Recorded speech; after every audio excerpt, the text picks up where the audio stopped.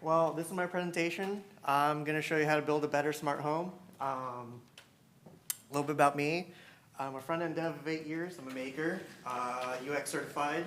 Not much really there. I just hack stuff together at home. So when we think of smart homes, what do we kind of think of? What are some thoughts coming to mind? Jetsons. Jetsons?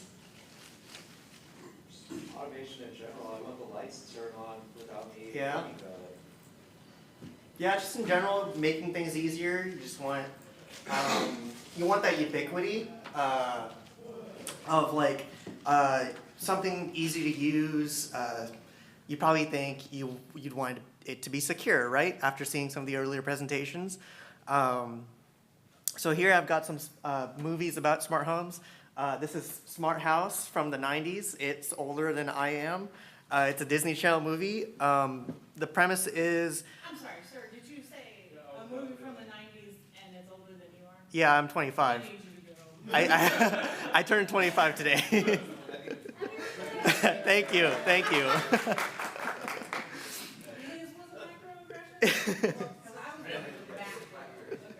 Yeah. So the premise of the movie is this family with a mom who died in previous years move into this new smart home, and at some point the AI in the house becomes kind of sentient and tries to replace their dead mom to the point of, I think it tried to hook up with the dad at one point. And then there's IT, a little bit newer. It's one of those trashy horror movies, low budget. But the premise of that one is a bit more realistic. It's where a hacker gains control of a rich family smart home and just terrorizes them. So how can you prevent this? So these are some 3 aspects that I kind of came up with of what I consider a good smart home. It's got to be secure. And the way we make things secure, the best way to make things secure is to not connect them at all. There's no point. If your oven... not everything needs to be cloud connected. For example, my mom got one of those fancy new stovetops that connects to the cloud. It's great. It's great advertising. But then I asked, like, what does it actually do that's smart? Anyone want to take a guess? It sends you a text notification whenever your food's done. No. I wish it did that. No. It's a gas stovetop. All you can do with it is open the app and see if it's turned on or not. And that is it. Really expensive, connects to the internet just for that. And when I looked at my network traffic for that stove, it was not only pinging a server in the US, but also China and Russia for whatever reason. So yeah, I turned that off so fast and told my mom to get a new stove. Available. It's always got to be ready for action. It can't just be a thing where you pull out your phone to turn off the lights. You want to actually have access to physical light switches, because if your phone's in another room, you want to still be able to turn the light with just a flick of a switch. Extensible. There are so many ecosystems and devices out there, so many to use. Google Home, Apple has their own, Samsung has their own ecosystem. It'd be great if you could just combine all of those together, and I'm going to show you how to do that. So this is my target. It's my parents' house. I'm still living with my parents because houses are expensive. I am about to buy a house though, but for now this is what I had to work with. Built in 2006. It's in the Pinnacle Country Club. It's massive. I hate it. I hate this neighborhood so much.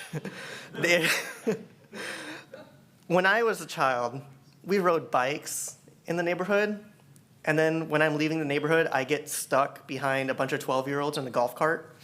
It's a very, very big house, very annoying neighborhood. Lots of very wealthy people that should not be wealthy, in my opinion. But there was one thing I was interested in this house. The one thing that really caught my eye. The wires. It's got coaxial, like most houses of its age do. But it's also got Ethernet. Cat5e, not terrible, but not super fast. Good enough, gigabit. It's also got alarm wiring. This is some of the alarm wiring. It's just basic 2-wire cabling. There's some security pad stations. One of them has Ethernet, and it's where you'd put in like a security keypad. Kind of redundant in my opinion because it's already a gated neighborhood and we're already installing cameras, which is also a bit much also. But it did come in handy, which I'll talk about later. It's also got some outdoor lighting, which I was able to automate. This is my setup. Some of you more network savvy people will recognize the Unifi equipment. Ubiquiti Unifi is great, gives you full control, it's fully local. There's even some AI features in its camera implementation. You'll notice I have a giant rack. Why do I have a giant rack? It was cheap and it was on eBay and I wanted a big rack. I bet you did. Yeah. Over here is a old Dell server from 2013. I bought it for dude for $100. The rest of this stuff came from FreeGeek. Shout out to FreeGeek. If you want cheap hardware, go to FreeGeek. It is amazing. You also notice I've got a cable modem. How many of you in here have Cox? Yeah? Hate it. Hate it. Terrible, right? Now, of those people who raised their hand, how many of you are using the modem that Cox gave you? Okay, don't do that. They are charging you $15 a month. You can save that money right now by buying your own modem. Either go to Walmart, pick one up for like 60 to 80 bucks, or go to FreeGeek. They have tons of them. You can get them for like 15 to 20 bucks. And you'll save that money instantly. Just call up Cox. They'll probably say some nonsense about how like you're losing support. You're not losing anything. You're losing $15 a month by paying them. So yeah, buy your own modem. It's great. I have Cox, unfortunately. I have called AT&T so many times to try and get them to run a line out there in Pinnacle, but they won't. And then of course Ozarks Go isn't available yet. If anybody here is from Ozarks Go, please come to Rogers in Bentonville, please. Let's see, what else? It's all being cooled by AC. This is in a little closet that's in the garage. That goes to a fiber line, that goes to this network switch, which distributes the internet. Why is there a TV antenna? Because you can get free TV over the air, and I've got it linked up to the network so we can access it anywhere. So that's just a little bit about what I've got set up there. Now, the main gem here is this server. This storage server runs Unraid, which that's kind of a storage OS. I'm able to run VMs on it, Docker containers. That's where I'm running all the home automation stuff. So we've got our wiring. What about our tools? So we'll need a good platform. If you don't have an expensive server to run all your home automation stuff, you can buy one of these. Home Assistant sells hardware. This takes a Raspberry Pi CM4 unit. If you don't have a Raspberry Pi CM4 unit, during the chip shortage that we're still somewhat recovering from, Home Assistant released the Home Assistant Green unit. I've got one right here. This thing is amazing, 120 bucks, right out of the box, starts working. You have a full home automation platform ready to go. Just plug it into your internet.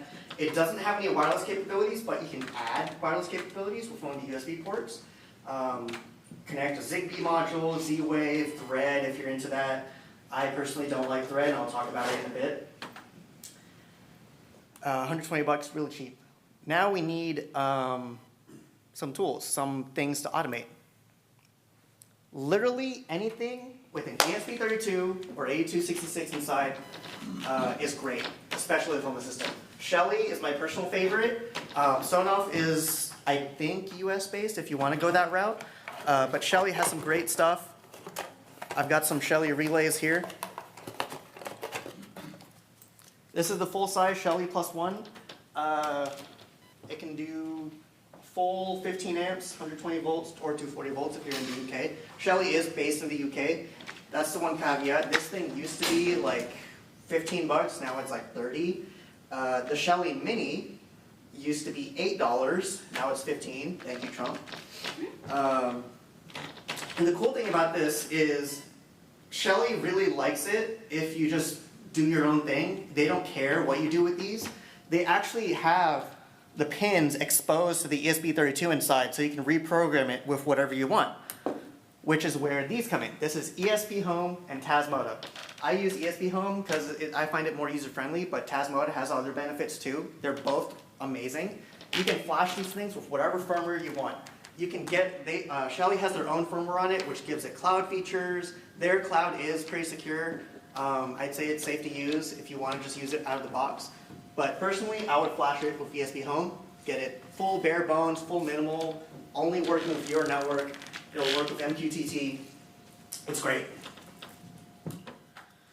And of course, our platform, Home Assistant. Home Assistant is amazing. I'll go over to their product page real quick. These are some of the integrations that work with Home Assistant. Of course, you have Google Assistant, HomeKit, SmartThings. You already have the 3 major ecosystems on the market right now working with Home Assistant. And then, of course, other stuff, anything with Z-Wave or Zigbee, Matter, Lutron smart lights and smart switches. You've got IKEA stuff, Sonos speakers, Leviton. You've got like Media Server, Phillips Hue, like all these recognizable brands. The thing about Home Assistant is because it's open source, anything that has an open API or has been hacked by the open source community works with Home Assistant. So if I switch this from feature to all, you'll see the non-exhaustive list of devices and platforms that work with Home Assistant. It just keeps going. It's still going. It's a lot. Anything works with Home Assistant. Well, almost anything, which I think is the next slide. So this is one of the first projects I did once I got into the new house. Smart lights, pretty easy. Just wire it with the button into the Shelly relay. And then I also did the garage door.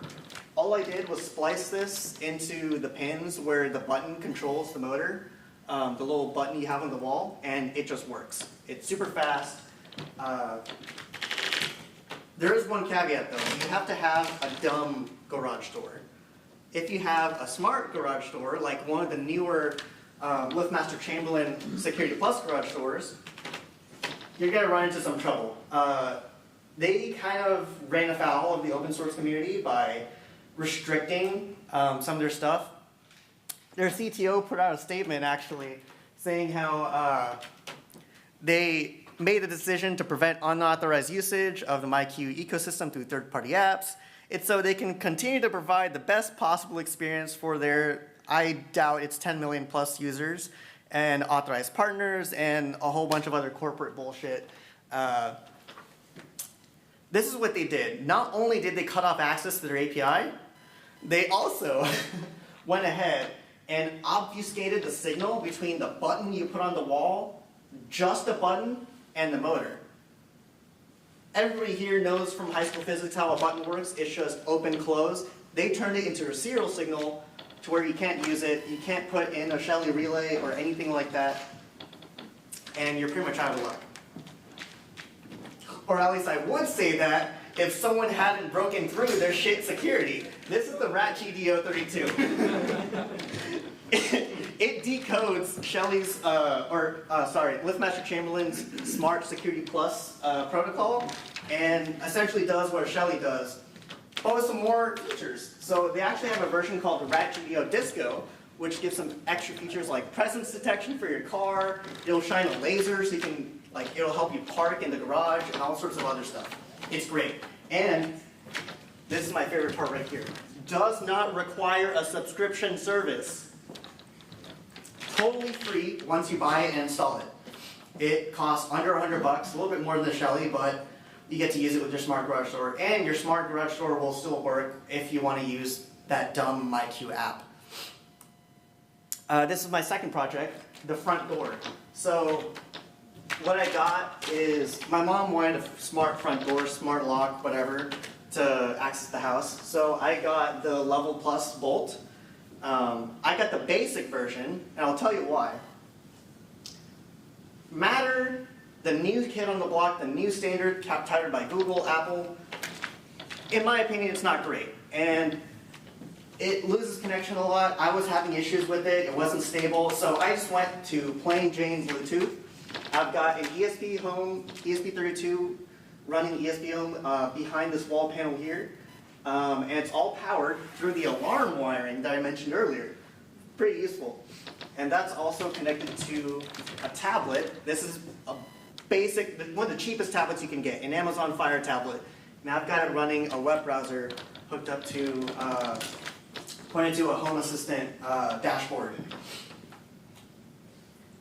So you might be thinking, what about voice? We can control Home Assistant, and it's great. We have the mobile app, web browser, sure. But what about Google Home and Alexa? Can we do that? Yes, we can. Home Assistant provides access to OpenAI's text-to-speech and speech-to-text libraries called the Wyoming protocol. That's Whisper and Piper. And you can have that running locally on your device, like at home. No cloud necessary. Of course, that's a bit basic. You only get kind of if this, then that functionality. Or if you want to do something a bit more advanced. And this is where some of the AI and data people are gonna, might touch their nerves a bit. You're right. La la la la la. I gave Chat-GPT access to my parents' house. How I did it? It's actually pretty simple. Home Assistant has a native integration. Before I do that, I want to call out the Home Assistant voice. This is Home Assistant's own voice device that they just released. It's in preview. It's the preview edition right now. Really cool, pretty cheap. Not as cheap as a Google Home, but still sub $100. I think, let me just see how much it costs. $60. And it's open source. It was programmed by the community consensually. Yeah, speaking of yeah. consent. They They emailed everybody in the community and said, hey, we need your voice. We need you to say hello Nabu or hello Casa or hello home about 100 times into this voice model. And if you do it, that's great. If you don't, that's okay. They consensually collected all that voice data. And they're still doing it. It's still available. So back to Home Assistant. I've got my Home Assistant instance running.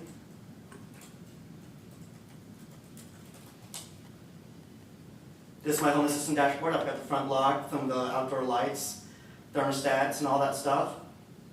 But if I go here to this corner, I have the assist prompt. So for this demo, I'll actually pull up the security cameras on the right. By the way, my parents have no idea that I'm doing any of this.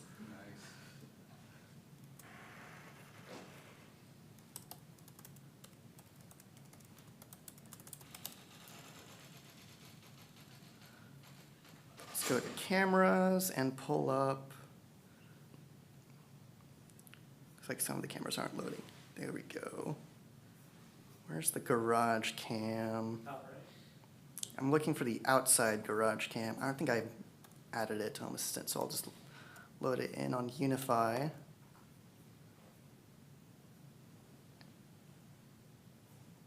Unify also has fully local on-device AI detections, which you can pipe into Home Assistant to say like, oh, if a car with this license plate shows up, run this action. Yeah. Oh, okay, so you can see the light in the corner here. I can say something like, or I'll just speak to it. It's dark outside.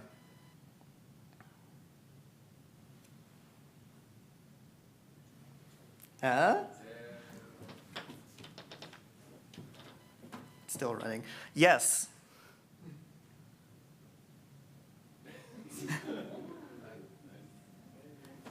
And you can see it turned on the lights right there. So yeah, full context. Running, well, Chat-GPT isn't running locally, but everything else is running locally, and it exposes context to Chat-GPT, so it knows what you're talking about. And on top of this, let's say you didn't want Chat-GPT to have access to the front door. You can actually go in here and go to, let's see, I think it's HomeKit device front door lock.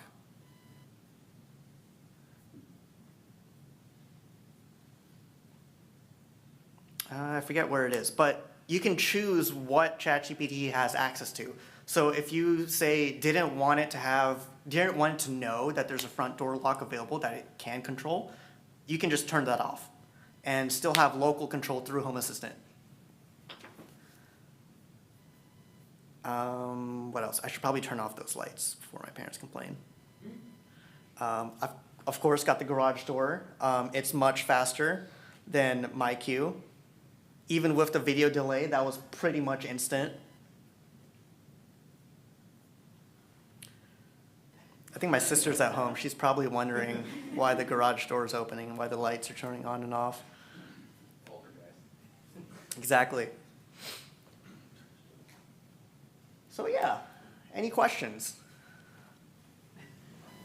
I'll just kind of ask in general, like, I have been thinking, I read this article a while back about how Amazon decided, for whatever reason, to shut down this guy's Alexa account. And he found himself with so much stuff that was, hooked up smartly, he couldn't do anything. And so I've been thinking about kind of replacing it. And so this is quite interesting. Is it really, like, I have a Raspberry Pi. I don't know if it's a version 4 or version 3, but I have one that's sitting in the closet. Is this easy? Yeah, it doesn't need to be a compute module. You can run it on any Raspberry Pi. Just install Home Assistant OS. I would favor Home Assistant OS over, say, the Docker container, because it literally is just a web server. You can run it anywhere. But Home Assistant OS has some extra features over the Dockerized version, like the community add-on store, and it's just easier to pass devices through. But yeah, you can install Home Assistant OS on that Raspberry Pi, and you don't necessarily have to throw away all those Amazon devices. This actually happened with, does anybody remember the Amazon button that you clip on and you just press it and it refills stuff? That was actually also hacked into a smart button. You can just break this stuff open, and it's just a bog standard ESP32 or 8266 or whatever smart controller inside, and reprogram it to ESPHome. So I can use my existing devices? Oh yeah. Like if I have the dots and everything? You should be able to. How hard is it? You do have to break it open and find the RX, TX, and bootloader pins, and then go into those pins. You're gonna need a USB serial connection, but ESPHome makes it easy. You don't need some special software. You can flash it straight from the browser using the web serial protocol that Chrome has. You can also, I've hacked those to capture on a node server sitting on your network as well. There's tutorials on how to catch the signal off a dash button to be routed to a little node server on your network to do things you wanted. I used it when house coffee was being brewed in the office years ago. Just mash the button so everyone knew, oh, we got a new pot of coffee going. It was great. Yeah, this is the YAML, an example YAML script for ESPHome. If you don't want to use it or have to write YAML, you don't have to. They have an entire library of pre-written scripts for different devices, but it is pretty basic. You have your Wi-Fi password, and then the sensors, what they actually do, the ESP board type, and it'll just flash the YAML script to whatever device you want. Yep. So, a bit of a funny question. I really am jealous of what you've got set up here. I've got some of this in my smart home, but I find that there's a difference between what I love and what my wife loves. You and your parents obviously have different generations. I'm curious, what do you like that they either don't use or really dislike in their smart home? I haven't rolled out the voice assistant to them yet. I've been approaching this with my UX skills, kind of seeing what they need first. So the garage door was the first item because they didn't want to have to program the buttons in the car. So that was the easiest. The smart lights, because the control, this was the weird thing on the builder. The outdoor lights, the controls for them are on the outside. So I ripped that whole control box out and shoved in a Shelly relay like this, and that was it. And then I've actually got it set up with an automation, which I'll show you. I've got nightlight, sunset, and sunrise. And what this will do is trace the sun's elevation, so not even the time. everybody else uses like, oh, turn these lights on at 8 o'clock. Home Assistant has a native sun elevation integration where it'll say like, hey, if the sun is below 0 degrees, turn the lights on. And I've got that set up. And then also, I've got another thing where it's like after 2 a.m., turn the lights off and then turn them back on in the morning when everybody's leaving, because you don't want them to run all night for no reason. And I've still got the switch on the inside too, so you can still turn it on and off without having to pull your phone out. Yeah, but besides that, it was mainly just a hassle of like, my dad is into the flashy stuff. He wanted smart lights everywhere, and he wanted to show people that he could control stuff with his phone without actually controlling stuff with his phone, because he's not very technologically, he's not good with tech. He asked me to turn the TV on for him sometimes. So that's where the front door panel originally came in. That was the original idea for the front door panel of like something flashy, but also my mom wanted to be able to see outside because our video doorbell, which is actually a unified G4 Pro doorbell, you can see the windows on the front door are like covered with this kind of film stuff to give it this flowery look. My mom wanted to see outside, so that's another reason I put that panel there so she could see. And this screen doesn't always stay on. The app that I use to show the dashboard, it takes root control of the device. So it'll only turn on when it detects motion. As soon as the device powers on, it will go straight to this dashboard. Nothing else runs. And this is also exposed to Home Assistant. So I can actually speak to it. It's got a text-to-speech module to it. I can play music out of it. All sorts of stuff, expose the camera as an extra security camera to Home Assistant. All sorts of stuff. Mm-hmm. Is your smart home clap enabled, and how hard would it be to get there? It would not be that hard to have it clap enabled. Cool. That's what I was wondering. So you can make your own clapper if you wanted to. Mm-hmm. So what's something that you wanted to do that your parents were like, no, that's too much?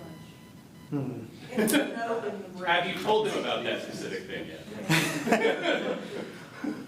Let me think. Don't think there's anything specific that I haven't talked to them about, because they would know if I just came in with a bunch of tools.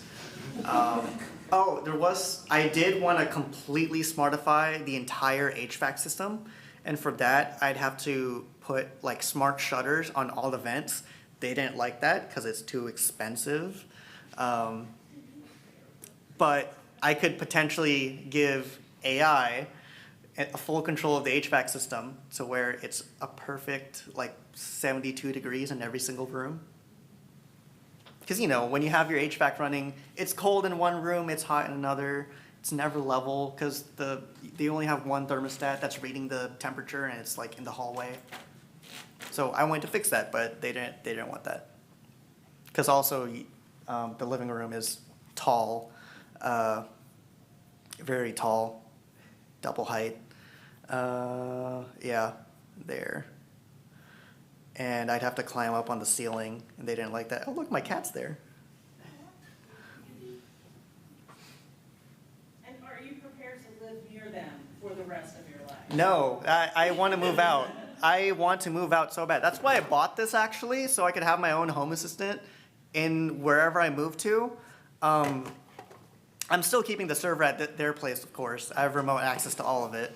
I have full control of their lives and their entire house, and they have no idea. Fun fact, I actually have a shortcut on my phone to black out all of the cameras if I come home like late at like 3 a.m. drunk and I don't want them to see. Where? Go to Unify, I'll show you. So there's all the cameras. Just go here into Home Assistant and then press, it's loading because it's on 5G.